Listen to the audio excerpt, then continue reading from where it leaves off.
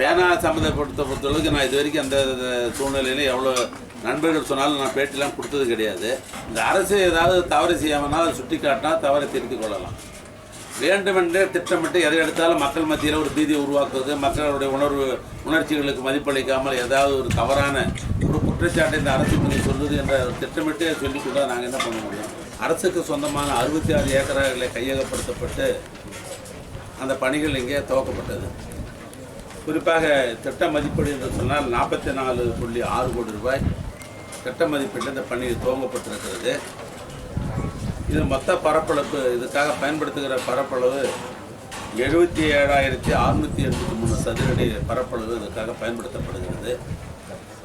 இந்த பணிகளை ஒப்பந்த அடிப்படையில் போடப்படுகிற பொழுது, அக்ரிமெண்ட் போடுற போது 17/12/2023 இது முடிக்க வேண்டும் என்று ஒப்பந்தம் போடப்பட்டிருக்கிறது. அந்த போடப்பட்ட ஒப்பந்த அடிப்படையில் மாதம் பணி முன்னேற்றம் இருக்கிறதா என்பதை ஆய்வு செய்வதற்காக தான் தொடர்ந்து வந்து கொண்டிருக்கிறேன். இது நான் இப்போது வந்திருப்பது 4வது முறை. இடம் தேர்வு செய்கிற பொழுது ஒரு முறை வந்தேன், தொடங்குகிற பொழுது வந்தேன், இடையில் ஒரு முறை வந்தேன். இப்போது வந்திருப்பது 4வது முறை.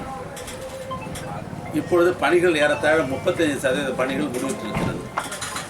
இந்த குறிப்பிட்ட காலங்களுக்குள் அது முடிப்பதாக ஒப்பந்தாரர் சொல்லியிருக்கிறார்கள்.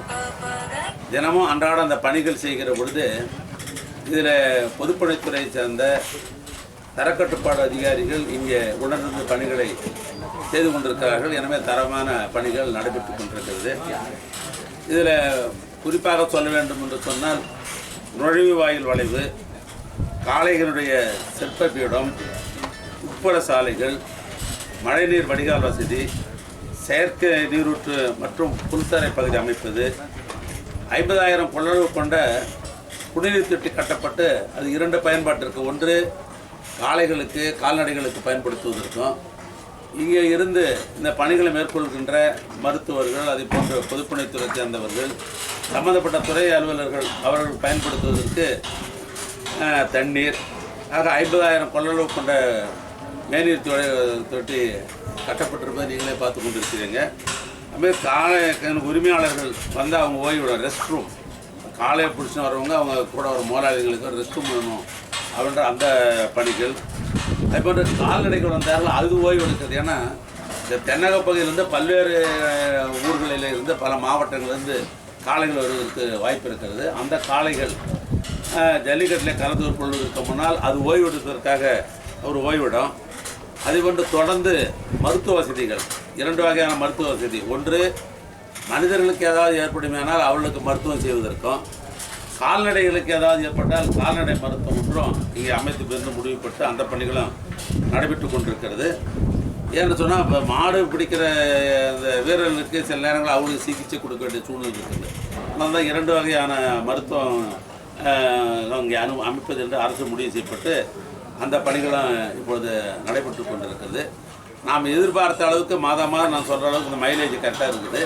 அதனால் அந்த குறிப்பிட்ட காலங்களில் அது பணிகள் நடந்து முடிந்த உடனேயே மாண்பு முதலமைச்சரத்தில் போய் துறையின் சார்பாக பணி முடிவுற்றது என்று சொன்ன உடனே அவர் எந்த தேதியில் திறக்கணும்னு சொல்கிறாரோ அந்த தேதியில் திறக்கப்படும். 2வது, இப்போ நாம் வந்து அலங்காநல்லூர் பகுதியிலிருந்து நம்ம இந்த ஊருக்கு வருகிற பொழுது 2-3 கிராம பகுதியிலிருந்து வர வேண்டிய ஒரு குறுகலான சாலை இருக்கிறது. இது முதலமைச்சரிடம் சொன்ன உடனே என்னென்னா, புதிதாக ஒரு சாலை அமைச்சிருங்க அப்படின்னு சொல்லியிருக்கிறாரு. இப்போ ஒரு புதிய சாலை அமைப்பதற்கு வேண்டிய திட்ட மதிப்பெல்லாம் தயார் செய்யப்பட்டு அதற்கு வந்து 22 கோடி ரூபா வந்து அரசின் சார்பாக பணம் ஒதுக்கப்பட்டிருக்கிறது. அது இப்போ வந்து இந்த வார கடைசியில் டெண்டர் விட போகிறாங்க. இந்த சாலைகளை அமைக்கிற பொழுது ஒரு குறிப்பிட்ட இடத்துல வந்து ஒரு பாலங்கள் வருகிறது, அப்புறம் சிறு சிறு கல்வெட்டு வருகிறது. எனவே அந்த பணிகளும் இந்த திறப்புழாவுக்கு முன்னாலே, ஏன்னா உங்களுக்கு தெரியும், இப்போ தென்பகுதியிலேருந்து வரணும்னா இப்போ வர ரோட்டில் வர முடியாது.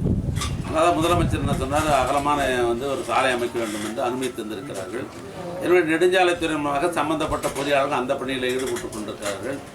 ஏன்னா வந்து அரசு புறம்போக்கு ஒரு பகுதியில் இருந்தாலும் கூட புதிய சாலை அமைக்கிற பொழுது தனியாருடைய இடங்களை வாங்க வேண்டிய ஒரு சூழ்நிலை இருக்கிறது. இந்த மாவட்ட அமைச்சர் இடத்திலும் கொண்டு சொல்லியிருக்கிறேன், என்னுடைய மாவட்ட ஆட்சித்தலைவர் இடத்திலும் சொல்லியிருக்கிறேன். கொஞ்சம் விரைந்து அந்த நிலங்கையப்படுத்துவதில் ஒரு முன்னுரிமை அளிக்கணும்னு சொல்லியிருக்கிற கலெக்டர்கிட்ட. ஆனால் அது செய்து முடிப்பதாக சொல்லியிருப்பார்கள். அதனால் இந்த திறப்புழா நடக்கிற பொழுது சாலையும் முழுமையாக செப்ப நடக்கும். சார், இப்போ வந்து தொடர்ந்து என்ன சொல்றாங்கன்னா, அதிமுக முன்னாள் அமைச்சர்கள் ஒரு சில அமைப்பினர் என்ன சொல்றாங்கன்னா, பாரம்பரியமா நடக்கக்கூடிய ஜல்லிக்கட்டை வந்து இங்க மாத்திடுவாங்க அப்படின்ற மாதிரியான ஒரு சில குற்றச்சாட்டுகள் வந்து சொல்றாங்க. அது அரசு, அதாவது எதிர்கட்சி என்று சொன்னால் ஒரு அரசுக்கு வந்து ஒரு கேள்வி கேட்டு அந்த அரசை வந்து ஒரு செம்மைப்படுத்துவதற்காகத்தான் ஒரு எதிர்கட்சி இருக்கணும். பேரறிஞர் அண்ணா அவர்கள் கூட சொன்னார், எதிர்கட்சிகள்னு சொன்னாக்கா ஜனநாயகத்தில் வந்து ஒரு காட்டு மின்னடைத்தனம் வந்துடும். எப்படி ஒரு காளைக்கு வந்து மூக்கணாங்கீர் முக்கியமோ அது மாதிரி ஒரு ஆளுநர் சர்க்காருக்கு எதிர்கட்சி என்று உதாரணமாக அண்ணா சொன்னார். இந்த அரசு ஏதாவது தவறு செய்யாமனால் அதை சுட்டி காட்டினா தவறை திருத்திக் கொள்ளலாம். வேண்டுமென்றே திட்டமிட்டு எதை எடுத்தாலும் மக்கள் மத்தியில் ஒரு பீதியை உருவாக்குவது, மக்களுடைய உணர்ச்சிகளுக்கு மதிப்பளிக்காமல் ஏதாவது ஒரு தவறான ஒரு குற்றச்சாட்டை இந்த அரசு மீது சொல்வது என்ற திட்டமிட்டே சொல்லிக்கூட நாங்கள் என்ன பண்ண முடியும்? நாங்கள் என்னைக்காவது அரசின் சார்பாக இந்த அறிவிப்பை செய்கிற பொழுது அலங்காநல்லூர்லையோ இல்லை பாலமேடுலையோ அல்லது ஆவணியாபுரத்தில் இருக்கிறதா நிறுத்த போகிறோம் என்றைக்கா நாங்கள் சொல்லியிருக்கிறோமா? அவைகள்லாம் அந்தந்த ஊரில் இருக்கிற பாரம்பரியமான அந்த மக்கள் விரும்புகிறவர்களுக்கு அது தொடர்ந்து நடைபெற்று கொண்டு தான் இருக்கும். அந்த மக்கள் அதே நேரத்தில் முதல் நாள் அமைச்சிட்டு நாங்கள் மறுநாள் இங்கே வந்து போகிறோம் அப்படின்னு சொன்னாங்க, அதை போய் தடுத்து நிறுத்த முடியுமா? அரசாங்கத்தை பொறுத்தளவுக்கு அது மாதிரிலாம் வந்து இல்லை பாரம்பரியமாக அந்த அவங்களுடைய நேசிக்கிற அளவுக்கு அந்த விழாக்கள் நடக்கக்கூடாதுன்னு அரசாங்கம் சொல்லலை. அதுதான் அந்த ஊர் மக்களுடைய விருப்பம். நாங்களாவது யாரையும் வாலண்டியராக போய் பண்ண போகிறதில்லை. ஏன்னா இந்த பகுதியில் வந்து இந்த வீர விளையாட்டு என்பது ஒரு முக்கியம் என்கிற காரணத்தினால ஒரு பெரிய அடையாளப்படுத்த வேண்டும் என்கிற அடிப்படையில் தான் இப்போ தினம் நம்ம வீட்டில் சாமி கும்பிட்றோம். ஆனால் ஏன் கோயில் கட்டுறோம்? ஒரு ஊரில் ஏன் கோயில் கட்டுறோம்? தினம் சாமி கும்பிட்றோம், வீட்டில் எடுக்க வேண்டியது தானே, கோயிலும் கட்டுறோம். அதே மாதிரி வந்து இந்த ஜல்லிக்கட்டு என்பது ரொம்ப நாளாக கிட்டத்தட்ட என்னுடைய ஆய்வுக்கு என்று எடுத்தால் 3000 வருஷத்துக்கு முன்னாலிருந்தே இது வந்து பாரம்பரியமான விளையாட்டாக தான் பல ஆய்வாளர்கள் சொல்கிறாங்க.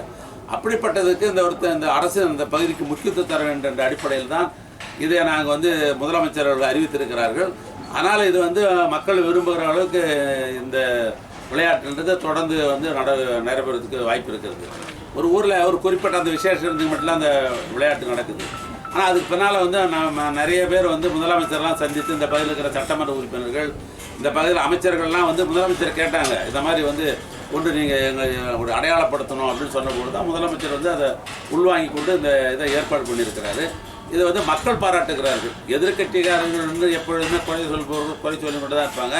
ஆனால் வந்து மக்கள் பாராட்டுகிறார்கள், மக்களுக்கு வரவேற்பு இருக்குது இந்த கொண்டு வருது. இப்போ வந்து ஜனவரியில் வந்து அலங்காநல்லூரில் வந்து வெற்றி விழா கொண்டாடப்படும் முதல்வர் சொன்னார். அது இங்கே நடைபெறுவதற்கான வாய்ப்பு, அதுக்குள்ளே இந்த பணிகள்லாம் முடிஞ்சிருமா? இல்லை அது நீங்கள் வந்து முதலமைச்சர் சொன்னார்னு எப்போ நீங்கள் சொன்னீங்க அதிலே பதில் இருக்கிறது. அது இங்கே நடத்த போகிறாரு அங்கே நடத்த போகிறாருன்னு முதலமைச்சர் தான் சொல்லணும்.